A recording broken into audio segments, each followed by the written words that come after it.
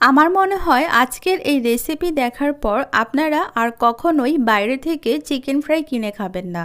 কারণ আজকে 10 মিনিটে এরকম একটা ক্রিস্পি চিকেন ফ্রাই তৈরি করে দেখাবো একদম সহজে। আসসালামু আলাইকুম দর্শক, পানার পাকশালায় সবাইকে স্বাগত জানাচ্ছি আজকের ইফতার পর্বে। এই চিকেন ফ্রাইয়ের সবচেয়ে ভালো দিক হচ্ছে এগুলো ভাজার পরে অনেকটা সময় ধরে এগুলো থাকবে একই রকমের ক্রিস্পি। একদমই ঘরোয়া মশলায় এত সহজভাবে তৈরি করার পরেও এই চিকেন ফ্রাইগুলো এত বেশি মজা হবে, আপনারা কিন্তু বাইরের চিকেন ফ্রাইয়ের কথা ভুলেই যাবেন।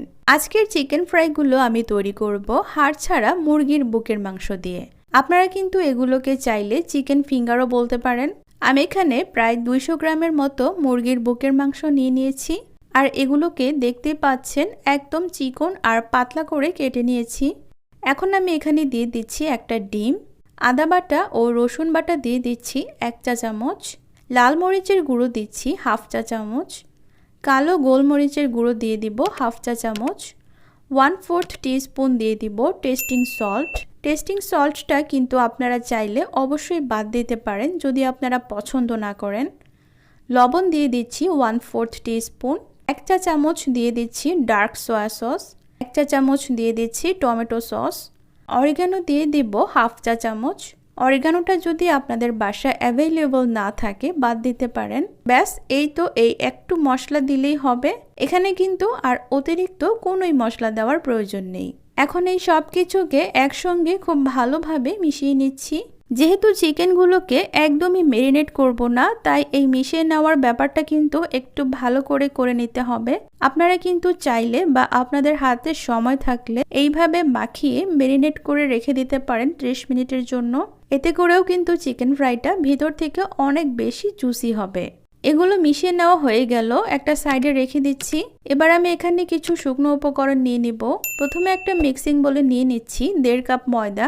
এরপর এখানে নিয়ে নিব 2 টেবিল চামচ কর্নফ্লাওয়ার, লাল মরিচের গুঁড়া দিয়ে দিব 1 চা চামচ, কালো গোলমরিচের গুঁড়া দিয়ে দিব 1/2 চা চামচ। আপনারা চাইলে এখানে সাদা গোলমরিচের গুঁড়াও দিতে পারেন। অরিগানো দিয়ে দিব 1/4 টিস্পুন, লবণ দিয়ে দিব 1/4 টিস্পুন। এবারে সবগুলো শুকনো উপকরণকে খুব ভালোভাবে একসঙ্গে মিশিয়ে নিচ্ছি। যদি চিকেন ফ্রাইগুলোকে একদমই ক্রিস্পি করতে চান আর অনেকটা সময় ধরে ক্রিস্পি রাখতে চান, তাহলে কিন্তু এখানে অবশ্যই কর্নফ্লাওয়ারটা ব্যবহার করার চেষ্টা করবেন। শুকনো উপকরণগুলোকে খুব ভালো করে মিশিয়ে নেওয়া হয়ে গিয়েছে। এবার আমি যে কাজটা করব সেটা হচ্ছে হাতে সামান্য করে পানি নিব আর এই শুকনো উপকরণের মধ্যে ছিটাবো আর মিশাতে থাকবো। পানিটা কিন্তু অনেকগুলো একসঙ্গে নেওয়া যাবে না, অল্প করে দিতে হবে আর মিশাতে থাকতে হবে। পানিটা মিশে যাওয়ার পর আবারও অল্প একটু পানি দিয়ে মিশাতে থাকতে হবে। পানিটা ছিটানোর পর দেখতেই পারবেন যে একটু দলা ধরে আসছে, তখন কিন্তু এগুলোকে একটু হাত দিয়ে এরকম ডলে ডলে ভেঙে দিতে হবে। আমার এখানে প্রায় 1/4 কাপের মতো পানি লেগেছে, আর পানিটা কিন্তু আমি এইভাবে একটু ছিটিয়ে ছিটিয়ে অল্প অল্প করে দিচ্ছি, ঠিক যেমনটা দেখতে পাচ্ছেন। কিছুক্ষণের মধ্যেই দেখতে পারবেন ঠিক এইরকম ঝুরঝুরে ক্রাম্বস তৈরি হয়ে গিয়েছে। আর আমি কিন্তু এতক্ষণ ধরে এটা করার চেষ্টা করেছিলাম। খুব সহজে একটা ব্যাপার, অল্প অল্প করে পানি ছিটাতে থাকবেন আর মিশাতে থাকবেন, কিছুক্ষণের মধ্যে এরকম সুন্দর ক্রাম্বস তৈরি হয়ে যাবে। এখন আমি একটা চালনির সাহায্যে এটাকে চেলে নেব। শুকনো যে ময়দাটা আছে সেটাকে আলাদা করে নিচ্ছি। এখন আগে থেকে মেরিনেট করে রাখা যে চিকেনগুলো ছিল সেগুলো আমি এই মশলা থেকে আলাদা করে নিচ্ছি, আর এই মশলার মিশ্রণটাকে চেলে রাখা ময়দার সাথে মিশিয়ে ঘন একটা ব্যাটার তৈরি করে নেব। আমি এখানে আরও একটু পানি মিশিয়ে নিচ্ছি। ব্যাস, আমার সব কিছু রেডি। এখন মশলা মাখিয়ে রাখা চিকেনগুলো থেকে 1 পিস করে চিকেন নিব আর এই ব্যাটারের মধ্যে ডুবিয়ে ক্রাম্বসের সঙ্গে খুব ভালোভাবে কোট করে নিব। যেহেতু আমি চিকেনটা মাখানোর সময় ডিম ব্যবহার করেছিলাম, তাই ক্রাম্বসের কোটিংটা খুব সুন্দর করে হয়ে যাবে। এইভাবে ক্রাম্বস কোটিংটা করার পরে আপনারা হয়তো বুঝে যাবেন যে এই চিকেন ফ্রাইগুলো ঠিক কতটা ক্রিস্পি হতে যাচ্ছে। এক্সট্রা যে ময়দাটা থাকবে সেটাকে একটু ছেড়ে নিলেই হবে। এরপর এগুলোকে আমি ভাজতে চলে যাব। চুলায় একটা কড়াইতে পরিমাণ মতো তেল দিয়ে নিয়েছি, আর এই তেলটাকে একটু গরম করে নিতে হবে, তবে অতিরিক্ত গরম না। এরপর একে একে চিকেনগুলোকে আমি তেলের মধ্যে দিয়ে দিব। তেলটা যদি অতিরিক্ত গরম থাকে তাহলে কিন্তু উপর থেকে কালারটা চলে আসবে আর ভেতর থেকে হবে না, তাই তেলটা মোটামুটি একটু গরম করে নিতে হবে। আর আমরা সবাই জানি চিকেন হতে কিন্তু খুব একটা বেশি সময় লাগে না।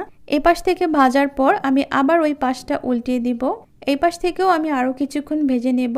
আর যখন দেখতে পারবেন কালারটা চেঞ্জ হয়ে গিয়েছে অথবা যখন বুঝবেন উপরের ক্রাম্বসগুলো একদমই ক্রিস্পি হয়ে গিয়েছে, তখনই বুঝতে হবে এই চিকেন ফ্রাইগুলো ভাজা হয়ে গিয়েছে। খুব একটা সময় কিন্তু লাগেনি, 5 থেকে 7 মিনিটের মধ্যে কিন্তু এই চিকেন ফ্রাইগুলো ভাজা হয়ে যাবে। এরপর এগুলো তেল ছড়িয়ে আমি তুলে নিব। দেখতে পাচ্ছেন মাশাআল্লাহ এগুলো কত বেশি সুন্দর হয়েছে, দেখেই বোঝা যাচ্ছে এগুলো যে অনেক বেশি ক্রিস্পি হয়েছে। আপনারা হয়তো খেয়াল করেছেন এই চিকেন ফ্রাইগুলো দেখতে অনেকটা কেএফসি চিকেন ফ্রাইয়ের মতো হয়েছে, আর খেতেও কিন্তু আলহামদুলিল্লাহ অনেক বেশি মজা হয়েছে। সেম রেসিপি ফলো করে আপনারা যদি একবার এই চিকেন ফ্রাইটা বাসায় তৈরি করে সবাইকে খাওয়ান, সত্যি বলতে আপনার বাসায় আর কেউ বাইরের চিকেন ফ্রাই খেতে চাইবে না, কারণ এই চিকেন ফ্রাইগুলোর রূপে গুণে কোনো অংশেই কম না। আশা করছি আমার আজকের রেসিপি আপনাদের কাছে খুব ভালো লেগেছে আর সহজও লেগেছে। তাহলে আজকে এই পর্যন্তই। সবাই অনেক বেশি ভালো থাকবেন, সুস্থ থাকবেন, সবাই সবার জন্য দোয়া করবেন। তো আজকের মতো বিদায় নিচ্ছি। আল্লাহ হাফেজ।